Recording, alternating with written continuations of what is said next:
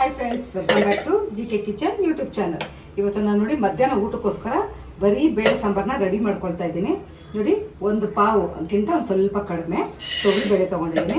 ಇದನ್ನು 3 ರಿಂದ 4 ಸತಿ ಚೆನ್ನಾಗಿ ನೀರಲ್ಲಿ ತೊಳ್ಕೊಬೇಕು. ಯಾಕಂದರೆ ಸ್ವಲ್ಪ ಪೌಡ್ರೆಲ್ಲ ಮಿಕ್ಸ್ ಮಾಡಿರ್ತಾರೆ ಬೇಳೆಗಳಿಗೆ.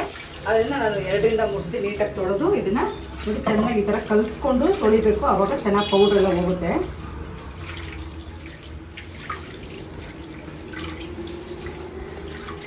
ನೋಡಿ, ತೊಗರಿಬೇಳೆ ಎಲ್ಲ 2 ರಿಂದ 3 ಸತಿ ತೊಳೆದು ನೀರು ಹಾಕಿ ಇಟ್ಕೊಂಡಿದ್ದೀನಿ. ಇವಾಗ ಕೂಗಕ್ಕೆ ಇಕ್ಬೇಕು ಅದನ್ನು. ಅದ್ರ ಜೊತೆಗೇ ನಾನು ನೋಡಿ 2 ಈರುಳ್ಳಿ ತೊಗೊಂಡಿದ್ದೀನಿ. ಅದನ್ನು ಅಷ್ಟೇ ಸಣ್ಣಕ್ಕೆ ಹಚ್ಬಿಟ್ಟು ಇದರೊಳಗಡೆ ಹಾಕ್ಬಿಡ್ತೀನಿ.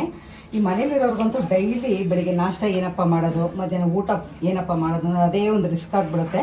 ತರಕಾರಿ ಹಾಕಿ ಬೇಳೆ ಸಾಂಬಾರು ಮಾಡೋಣ ಅಂದ್ಕೊಂಡೆ.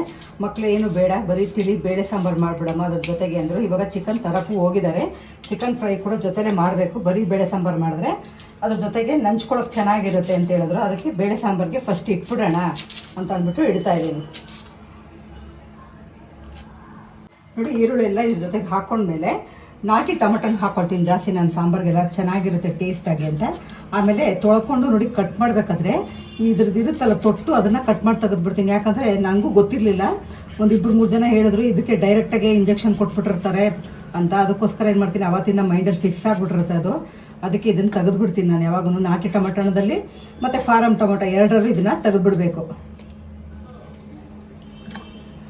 ನೋಡಿ, ನಾವು 6 ಜನ ಇದ್ದೀವಲ್ವ, ಅದಕ್ಕೋಸ್ಕರ ಸಾಂಬಾರು ಸ್ವಲ್ಪ ಜಾಸ್ತಿ ಬೇಕು. ಅದಕ್ಕೋಸ್ಕರ ಬೇಳೆ ಸ್ವಲ್ಪ ನಾನು ಜಾಸ್ತಿನೇ ಹಾಕ್ಕೊಳ್ತೀನಿ.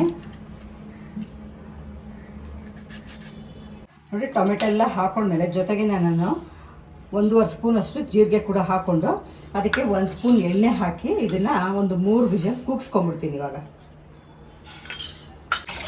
ಚಿಕನ್ ಕೂಡ ತಂದಿದ್ದಾರೆ. ಅದನ್ನು ನೀಟಾಗಿ ತೊಳೆದಿಟ್ಕೊಂಡ್ಬಿಟ್ಟು ಒಂದು ಸೈಡ್ ಇದನ್ನು ಬೇಯಕ್ಕೆ ಹಾಕೊಂಡ್ಬಿಡ್ತೀನಿ. 3 ವಿಷಲ್ ಕೂಗಿದೆ ಕುಕ್ಕರ್ ಬೇಳೆದು, ಅದನ್ನು ಆಫ್ ಮಾಡಿದ್ದೀನಿ. ಇವಾಗ ಚಿಕನ್ ಒಂದು ಕಡೆ ಬೇಯಕ್ಕೆ ಇಟ್ಕೊಳ್ತೀನಿ.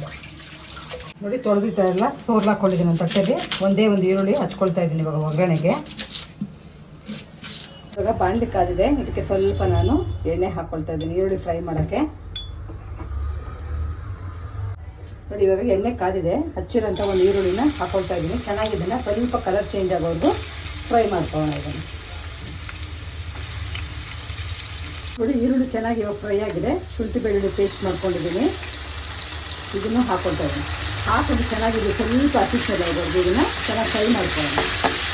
ನೋಡಿ, ಶುಂಠಿ ಬೆಳ್ಳುಳ್ಳಿ ಪೇಸ್ಟ್ ಹಾಕಿದ್ಮೇಲೆ ಹಸಿ ಸ್ಮೆಲ್ ಹೋಗೋವರೆಗೂ ಫ್ರೈ ಮಾಡಿದಾಗಿದೆ. ಇವಾಗ ತೊಳೆದು ರೆಡಿ ಮಾಡಿರೋಂಥ ಚಿಕನ್ನ ಇದಕ್ಕೆ ಹಾಕ್ಕೊಳ್ತಾ ಇದ್ದೀನಿ. ಫುಲ್ಲು ನೀರು ಡ್ರೈ ಮಾಡ್ಕೊಂಡು ಹಾಕೋಬೇಕು, ಇಲ್ಲಾಂದ್ರೆ ನೀರು ಅದು ಸ್ವಲ್ಪ ಜಾಸ್ತಿನೇ ಆಗಿಬಿಡುತ್ತೆ. ನೋಡಿ, ಸ್ವಲ್ಪನೇ ಹಾಕ್ಕೊಂಡು ಮಿಕ್ಸ್ ಮಾಡ್ಕೊಳ್ಳೋಣ. ಇವಾಗ ಚಿಕನ್ನು ತೊಳೆದು ಬೇಯಕ್ಕೆ ಹಾಕಿದ್ದೀನಿ. ಇನ್ನೊಂದು ಸೈಡ್ ಇವಾಗ ಕೂಗಿಸ್ಕೊಂಡಿದ್ವಲ್ಲ ತೊಗರಿಬೇಳೆ, ಅದು ವಿಷಲ್ ಹೋಗಿದೆ ನೋಡ್ತಾ ಇದ್ದೀನಿ. ನೋಡಿ, ನೀಟಾಗೆಲ್ಲ ಹೋಗಿದೆ. ಈ ಟೊಮೆಟೊ ಮಾತ್ರ ನಾನು ಸಪ್ರೇಟಾಗಿ ನಾನು ಯಾವ ಪಾತ್ರೆಯಲ್ಲಿ ಸಾಂಬಾರು ಮಾಡ್ತೀನಿ ಆ ಪಾತ್ರೆಗೆ ಇದನ್ನು ತೆಗೆದು ಹಾಕ್ಕೊಳ್ತಾ ಇದ್ದೀನಿ. ನಾನು ನಾಟಿ ಟೊಮೆಟೊ ಹಾಕೋದ್ರಿಂದ ಇದಕ್ಕೆ ಹುಣಸೆಹಣ್ಣೇನು ಯೂಸ್ ಮಾಡೋದಿಲ್ಲ. ನೀವೇನಾದ್ರು ಆಪಲ್ ಟೊಮೆಟೊ ಯೂಸ್ ಮಾಡೋದಾದರೆ ಸ್ವಲ್ಪ ಹುಣಸೆಹಣ್ಣು ಹಾಕ್ಕೊಂಡ್ರೆ ಚೆನ್ನಾಗಿರುತ್ತೆ. ಉಪ್ಪು ಹುಳಿ ಖಾರ ಎಲ್ಲ ಸಾರಿಗೆ. ನೋಡಿ, ಚೆನ್ನಾಗಿ ಬೇಳೆ ಈ ಥರ ಬೇಯಿಸ್ಕೊಂಡಿರ್ತೀನಿ. ಅದನ್ನು ಒಂದು ಸೌಟ್ ಮುಖಾಂತರ ಈ ಥರ ಸ್ನ್ಯಾಶ್ ಮಾಡ್ಕೊಂಡ್ರೆ ಚೆನ್ನಾಗಿ ನುಣ್ಣಗೆ ಬೆಂದಂಗೆ ಆಗುತ್ತೆ. ಸಾರು ಚೆನ್ನಾಗಿ ಬರುತ್ತೆ. ನೋಡಿ, ಇವಾಗ ಎಲ್ಲ ಮಿಕ್ಸ್ ಮಾಡಿದ್ದೀನಿ. ಶುಂಠಿ ಬೆಳ್ಳುಳ್ಳಿ ಪೇಸ್ಟು ಚಿಕನ್ ಎಲ್ಲ ಹಾಕಿ ಇದಕ್ಕೆ ಸ್ವಲ್ಪ ಇವಾಗ ಅರಿಶಿನ ಪುಡಿ ಹಾಕ್ಕೊಳ್ತಾ ಇದ್ದೀನಿ. ಅರಿಶಿನ ಪುಡಿ ಹಾಕಿದ್ಮೇಲೆ ನಾನು ಜೊತೆಗೆ ಇವಾಗ ಸ್ವಲ್ಪ ಕಲ್ಲುಪ್ಪು ಹಾಕ್ಕೊಳ್ತಾ ಇದ್ದೀನಿ ರುಚಿಗೆ ಸ್ವಲ್ಪ. ಆಮೇಲೆ ನೋಡ್ಕೊಳ್ಬೇಕಾದ್ರೆ ಇನ್ನೂ ನಾವು ಹೆಚ್ಚಿಗೆ ಹಾಕೋಬೋದು. ಜಾಸ್ತಿನ ಫಸ್ಟೇ ಸ್ಟಾರ್ಟಿಂಗ್ಗೆ ಹಾಕ್ಬಿಟ್ರೆ ಉಪ್ಪಾಗ್ಬಿಡುತ್ತೆ, ತಿನ್ನೋಕ್ಕೆ ಚೆನ್ನಾಗಿರಲ್ಲ. ಇವಾಗ ಚೆನ್ನಾಗಿರುತ್ತೆ. ಮಿಕ್ಸ್ ಮಾಡಿ ಉಪ್ಪು ಮತ್ತು ಅರಿಶಿನ ಪುಡಿ ಎಲ್ಲ ಹಾಕಿದ್ದೀವಲ್ಲ, ಇದ್ರ ಮೇಲೆ ಪ್ಲೇಟ್ ಮುಚ್ಚಿ ಒಂದು 10 ನಿಮಿಷ ಇದನ್ನು ಬೇಯಕ್ಕೆ ಬಿಟ್ಬಿಡೋಣ. ನೋಡಿ, ಇವಾಗ ಬೇಳೆ ಎಲ್ಲ ಬೇಯಿಸ್ಕೊಂಡಿದ್ದೀನಲ್ಲ, ಟೊಮೆಟೊ ಸಪ್ರೇಟಾಗಿ ಎತ್ತಿಟ್ಕೊಂಡ್ಬಿಟ್ಟಿದ್ದೀನಿ. ಇದನ್ನು ಗ್ಯಾಸ್ ಮೇಲೆ ಇವಾಗ ಇಟ್ಕೊಳ್ತೀನಿ. ಇದನ್ನು ಚೆನ್ನಾಗಿ ಕುದಿಯೋಕ್ಕೆ ಸ್ಟಾರ್ಟ್ ಆಗಲಿ ಇದು. ನೋಡಿ, ಟೊಮೆಟೊ ಸಪ್ರೇಟಾಗಿ ಎತ್ಕೊಂಡಿದ್ನಲ್ವ, ಅದು ಸ್ವಲ್ಪ ತಣ್ಣೀರು ಹಾಕ್ಕೊಂಡಿದ್ದೀನಿ. ಯಾಕಂದರೆ ಬಿಸಿ ಮಿಕ್ಸ್ ಮಾಡೋಕ್ಕಾಗಲ್ಲ, ಕಲ್ಸೋಕ್ಕಾಗಲ್ಲ. ಇದಕ್ಕೇ ನಾನು ಮನೇಲಿ ಡೈಲಿ ಸಾಂಬಾರು ಪುಡಿ ಯೂಸ್ ಮಾಡ್ತೀವಲ್ಲ, ಆ ಸಾಂಬಾರು ಪುಡಿನ ಹಾಕ್ಕೊಳ್ತಾ ಇದ್ದೀನಿ. ಒಂದು 3 ಸ್ಪೂನ್ ಹಾಕ್ಕೊಂಡಿದ್ದೀನಿ ಇವಾಗ ಸಾಂಬಾರು ಪುಡಿ. ಚೆನ್ನಾಗಿ ಇವಾಗ ಕೈಯಲ್ಲೇ ಇದನ್ನು ಮಿಕ್ಸ್ ಮಾಡ್ತೀನಿ. ಅಂದರೆ ಚೆನ್ನಾಗಿ ಕಿವುಚ್ಬೇಕು ಇದನ್ನು. ನೋಡಿ, ಈ ಥರ ಕಿವುಚ್ಕೋಬೇಕು. ಆವಾಗ ಸಾರು ಚೆನ್ನಾಗಿ ಬರುತ್ತೆ. ನಮ್ಮಲ್ಲಿ ನಾವು ಯಾವಾಗೂ ಇದೇ ಥರ ಮಾಡೋದು. ನೋಡಿ, ಇವಾಗ ಟೊಮೆಟೊ ಎಲ್ಲ ಚೆನ್ನಾಗಿ ಕಿವುಚ್ಕೊಂಡಿದ್ದೀನಿ ಸಾಂಬಾರು ಪುಡಿ ಹಾಕಿ. ಇವಾಗ ಕುದಿಯೋಕೆ ಇಕ್ಕಿರೋಂಥ ಬೇಳೆದನ್ನ ಇದಕ್ಕೆ ಹಾಕ್ಕೊಳ್ತಾ ಇದ್ದೀನಿ. ಇದನ್ನು ಇವಾಗ ಕುದಿಯೋಕೆ ಇಟ್ಬಿಡೋಣ.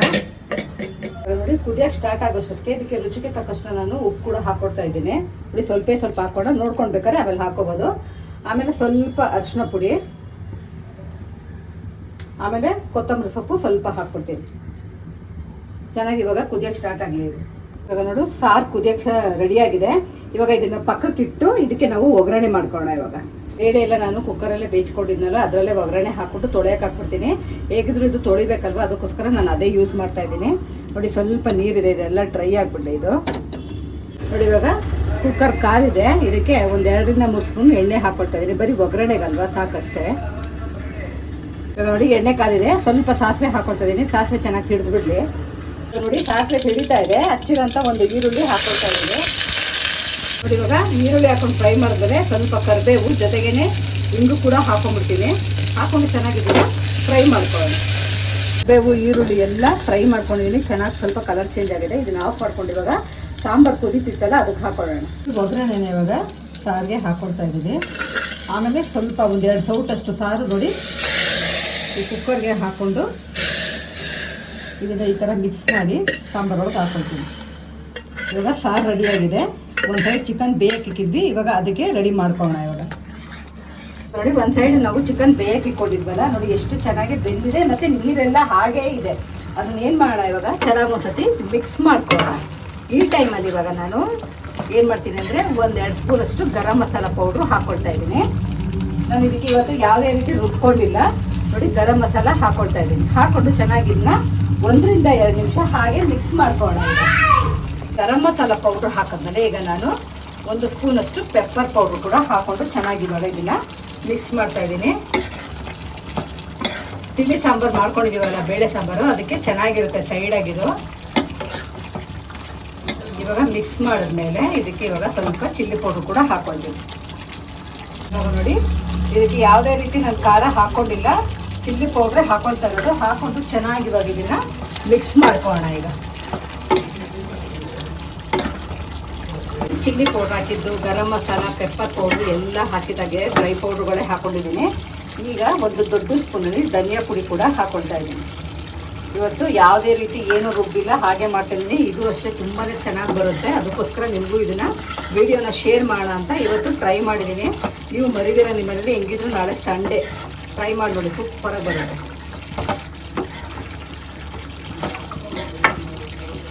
ಧನಿಯಾ ಪೌಡ್ರ್ ಎಲ್ಲ ಹಾಕಿದ್ಮೇಲೆ ನೋಡಿರಿ ಲಾಸ್ಟಲ್ಲಿ ಇವಾಗ ಕೊತ್ತಂಬರಿ ಸೊಪ್ಪು ಹಾಕ್ಕೊಂಡು ಇದನ್ನು ಮಿಕ್ಸ್ ಮಾಡಿ ಇಳಿಸ್ಕೊಳ್ಳೋಣ.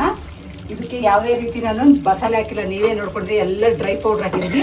ಡ್ರೈ ಚಿಕನ್ ಸೂಪರಾಗಿ ರೆಡಿಯಾಗಿದೆ. ನೋಡಿ ಸ್ವಲ್ಪ ಗ್ರೇವಿ ಇರುತ್ತೆ, ಅನ್ನ ಜೊತೆಗೂ ಚೆನ್ನಾಗಿರುತ್ತೆ.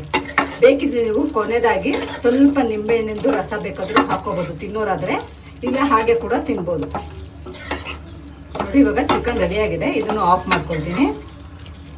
ನೋಡಿ ಬಿಸಿಯಾಗಿ ತಿಳಿ ಬೇಳೆ ಸಾಂಬಾರು ರೆಡಿಯಾಗಿದೆ. ನೋಡಿ ಇನ್ನೊಂದು ಸೈಡ್ ನಾನು ಡ್ರೈ ಫ್ರೈ ಚಿಕನ್ ಸೂಪರಾಗಿ ರೆಡಿ ಮಾಡಿದ್ದೀನಿ. ಇವಾಗ ಮಧ್ಯಾಹ್ನ ಊಟಕ್ಕೆ ಇದು ರೆಡಿಯಾಗಿದೆ. ಇದ್ರ ಜೊತೆಗೆ ನಾವು ಮುದ್ದೆ ಮತ್ತು ಅನ್ನ 2 ಮಾಡಿಕೊಂಡ್ರೆ ಜೊತೆಗೆ ಅಂತೂ ಸೂಪರಾಗಿ ಕಾಂಬಿನೇಷನ್. ಮಧ್ಯಾಹ್ನದ ಅಡುಗೆ ನಮ್ಮದು ಮುಗೀತು ಅಂತ ಅರ್ಥ. ನೋಡಿ ಯಾರ್ಯಾರು ಫಸ್ಟ್ ಟೈಮ್ ವಿಡಿಯೋ ನೋಡ್ತಾ ಇದ್ದೀರಾ ಪ್ಲೀಸ್ ಸಬ್ಸ್ಕ್ರೈಬ್ ಮಾಡ್ಕೊಳ್ಳಿ. ನಿಮಗೂ ವಿಡಿಯೋ ಇಷ್ಟವಾದಲ್ಲಿ ಲೈಕ್ ಮಾಡಿ, ಶೇರ್ ಮಾಡಿ, ಸಬ್ಸ್ಕ್ರೈಬ್ ಮಾಡಿ. ಪಕ್ಕದಲ್ಲೇ ಇರೋ ಬೆಲ್ ಐಕಾನ್ನ ಕ್ಲಿಕ್ ಮಾಡಿ. Thank you.